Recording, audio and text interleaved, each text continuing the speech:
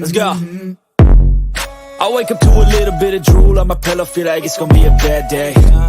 Yeah, I'm tired of shit, and the coffee ain't hit yet, damn, ain't that great. I don't wanna go to work, cause my boss is a jerk, and I'm not even that paid.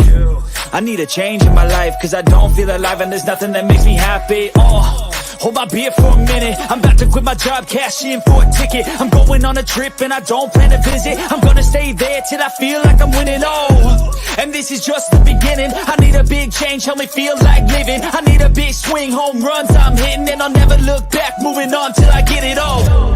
And we all got dreams, we all want things, but what you gonna do for it? How you gonna move for it? What you gonna be? And do you believe you can do anything? But what you gonna do for it? How you gonna move for it? What you gonna be?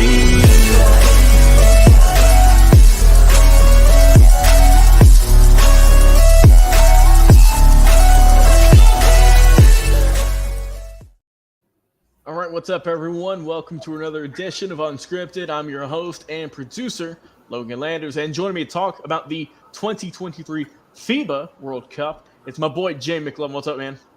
I'm doing well, sir. Doing well, man. Ready to have a good show. And, of course, joining us, as always, the stat guy. We know him as Dustin Reese, but what's going on, man? How you doing today? Not too much. Hey, dude, good to hear, man. Good to hear. Well, before we get into it, fellas, if you enjoy the show here today, please give us a like, follow, a share on the following social media platforms: Facebook, X, TikTok, YouTube, and on Twitch. Easiest way to find all of these links, your one-stop shop, is in our link tree, which is down below for all the description of all these episodes. You click it, you go right to it. You'll see a link to all of these social media platforms. Click us on there and see what we got. We got some original content on all these platforms. So once again, we appreciate continued love and support for this ever-growing channel. Gentlemen, let's get into it. The FIBA World Cup, Team USA. How are we doing? Let's recap their brackets so far. Had a game earlier today, got the big win, but let's talk about the tough loss they had to Lithuania the other day. So, Jay, I know you're chomping at the bit to talk about this matchup here, this team. So go ahead and talk about how the loss to Lithuania, and then we'll dive into the Italy game a little bit later on the show. Yeah, honestly, it's crazy, man. Like we talked about earlier, the USA is a small ball team. Lithuania, them dudes are like 6'8", 6'9". I mean, they're obviously much taller than we are. I think, like I was telling you earlier, Jaren Jackson Jr. is like the tallest guy on the whole team. So it just kind of gives you an idea. But, yeah, the U.S., they just got bullied, Logan. They got bullied and they got out-executed. I think the final score on that was 110-104. But the U.S. did have a moment in that third quarter, which they got within 4 on a 15-2 run. And I thought, okay, hey, maybe these dudes are going to be able to, do something here. Maybe this is where we pull out the stops. No, not at all. That was the closest we ever got. They still went on to win. If you look at it, I think Lithuania had 9 players that scored on three-pointers, and they had 5 players that scored in double digits. They were just hitting on all cylinders at that three-point line, Logan, and they were out-rebounding us to the point, I think it was 43-27. Look, when you're getting out-rebounded 43-27, and them dudes are hitting their three-pointers on a regular basis, you're not going to win that game, man. You're just not. Edwards, he played well. He did score 35. Bridges got 14 and played really good defense. But outside of those two guys, the rest of it was just mediocre downhill craziness. Lithuania, if you remember, and I know, Stat Guy, I know all you guys remember that in 2004 in Athens, we lost to Lithuania. So again, it's not like this isn't the first time we've lost to these guys. At the end of the day, Logan, we're still in medal contention. We're going to talk about this Italy game in a minute. At the end of the day, though, honestly, you cannot lose another game. They are playing small ball, and I hope the next time we play a team like a Lithuania, which is full of big guys and things of that nature, that we don't let them bully us around. We don't let them out-rebound us, and we got to execute better if we're going to have even a shot at the gold medal or the Olympics. All right, Dustin, what was your thoughts on the Team USA loss to Lithuania? Final score in that, once again, was 110-104. What was your thoughts on Lithuania's hot shooting night? I mean, it wasn't surprising. I kind of expected it. I'm not too fond of the USA roster. I understand that this is FIBA and a lot of the players don't take it as serious as they once took it. Like back, what was it, like 10, 12 years ago, you had guys like LeBron James, Dwayne Wade, Chris Bosh, and like all the stars were kind of playing those FIBA tournaments because that's when Mike Krzyzewski was running the team, and they kind of wanted to have like that, what they called it was the redemption tour after kind of struggling from like 04 to 08, where they just were not the same Team USA basketball. And then they had that nice 8-year run under Mike Krzyzewski where they got back to looking like the Team USA of old. But when you look at the roster that Team USA put together, and Jay made a great point saying how it's a much smaller roster than what you would tend to see from a Team USA team. But when your starting point guard is Jalen Brunson and your starting shooting guard is Josh Hart, that pretty much shows you all you need to know.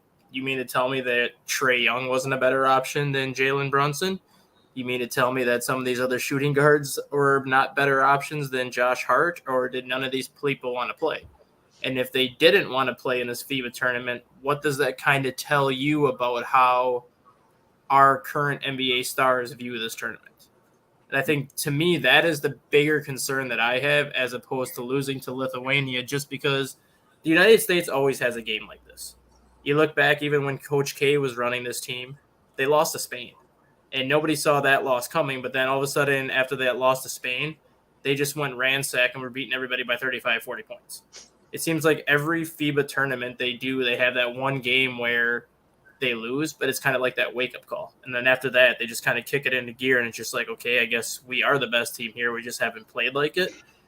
So I'm not overly upset about the loss because it was expected. It just was a matter of what team was going to give it to them. But I'm just more so concerned about the NBA stars and kind of how they view this tournament. Because you look at this roster, there might be one or two players that you can honestly say are legitimate stars, like Anthony Edwards. Yeah, Anthony Edwards is a legitimate star. Tyrese Halliburton coming off the bench, he's a legitimate star. But look at the rest of that roster. There's all-stars on that roster, but there's not what you would call a superstar or kind of that game-changing player that this team used to have. And I think that's a bigger concern that we need to look at going forward, is why are the NBA players and all these NBA stars not taking this tournament as seriously as they once did? That's a good point. You did mention a good point there, Dustin, how in previous iterations of this team where they would lose a game and they like to go off and beat the brakes off someone by 35, 40 points. Well, that's what they did. That's what they did against Italy today. They played earlier this morning at time of this recording. They won 100-63, just absolutely did a tremendous job all around. Like I said, they shot 53.7% from the field, from the three-point arc, 47.2%, and converted 73% of their free throws. So big dominating win. I'm checking over the box scores here. Mikal Bridges had a big night, 24 points for him on 8 of 11 shooting, very efficient. Also grabbed 6 boards. Then coming off the bench, we had two guys, Tyrese Halliburton, who you just mentioned, 6 of 9 shooting, 6 of 8 from 3. He had 18 points, second on the team. And then Austin Reeves, the only other player to score in double digits, he had 12 on the night, or in the morning, I should say, to help lead the USA to victory over Italy. So what were you thinking about this game? I mean, we knew that Team USA had to win this one if we wanted to move on into the next round of the FIBA World Tournament. They got the job done. So what were your thoughts on the recap of this ball game? Jay, we'll go with you first.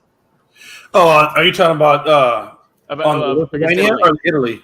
Italy. Yeah, I can't comment. I was doing business at 8:00, so I didn't get to catch that game. So I'm like, okay, I will just say this about Italy. I'm glad they beat Italy, and I'm glad they had a dominating win over Italy, right? They had to have a dominating win coming off getting bullied by Lithuania. So I guess the only thing I'll say about this is I'm glad that they got their minds right. I'm glad they came out and handled business against Italy in a very dominating fashion, because they're going to need this momentum. They're going to need, because, every team, when you have a devastating loss like Lithuania, you got to get that out of your head. You got and this is a game that gets that out of their head, gets them back feeling good, gets them back feeling positive, and they're going to need that to continue to go through the rest of this tournament. So Good win over Italy. They got their heads right, but they're going to have to be a bulldog against these other teams that are bigger than them if they want to continue to get to that final medal round. Yeah, good point. And thankfully, we don't have to worry about Lithuania anymore. They were knocked out, looks like, earlier today. Yeah, they got knocked out earlier today as well. They fell to Serbia, final score in that ball game. Serbia 87, Lithuania 68. So Lithuania is out of the tournament. Dustin, what were your thoughts on the game against Italy in the U.S.? If this would have been a close game, it would have been very concerning. Italy, I'm honestly surprised Italy even made it into the quarterfinal round, let alone won 4 games heading into this game. Because if you look at that Italy roster, can you even name anybody on that roster that's an NBA player? Anybody on that roster that is a G League player? That's why, a team like that. That was like the team of destiny in a way. You know what I mean? Like, a team out of nowhere. Yeah, a team like that. There's always, like I said before, how U.S. always has that one game where they kind of just inexplicably lose, and then they just kind of turn it on after that. In the same instance, Italy's kind of like that one team that kind of makes that surprising run in the FIBA World Cup, and that's basically because they play the FIBA style basketball. The basketball that is played over in Europe is that FIBA style basketball, which a lot of the Americans are not used to. The basketball is heavier than the basketball they use in America, not by much, but it's still a little bit heavier. The game is more fast-paced. It's more three-point oriented than the game that we play here. So a lot of these European teams like Lithuania, Spain, Italy, all these teams that come to the FIBA World Cup tend to have success because they're used to this kind of basketball. We're not, so it kind of takes us a couple of games to get it under our belt. But from a talent standpoint alone, the U.S. has more talent than any one of these teams. So for them to not medal at all would be considered a catastrophic disappointment. Whether they take gold, whether they take silver, that's another story, just based on who they would match up with in terms of size and things like that. But if the U.S. ever goes to this FIBA World Cup and does not medal, that's just a catastrophic disappointment. Just from a talent side alone, they can make up for poor shooting. They can make up for not having a lot of size just because they have more talent than anybody else in this tournament. Good point. Good points all around. Like I said, Team USA one step closer to getting to a medal. Got to go a little bit further, though. They're facing off against the winner of either Germany or Latvia. They're going to play on Wednesday. So Team USA will face them. And then the other bracket, we're going to have Serbia facing off, looks like, against the winner of Canada or Slovenia. And they play, once again, Canada and Slovenia play tomorrow. So we're getting down to the final 4 teams. Things are getting good, man. I'm looking forward to it. And hopefully Team USA, we want our guys to do their best, obviously, and go all the way to the finals. But, of course, we'll be providing updates here on the program and, of course, on all of our social media platforms, as you can see on the screen. Jay McLovin, Dustin Reese, that guy, we appreciate you, man, coming on, talking some FIBA World Cup action. Go Team USA. Let's get the win. Keep it rolling. Keep the momentum on the right side. I've been your host and producer, Logan Landers. Enjoy the rest of your night, everyone, and we'll talk to you again on another episode of Unscripted. We'll see you then.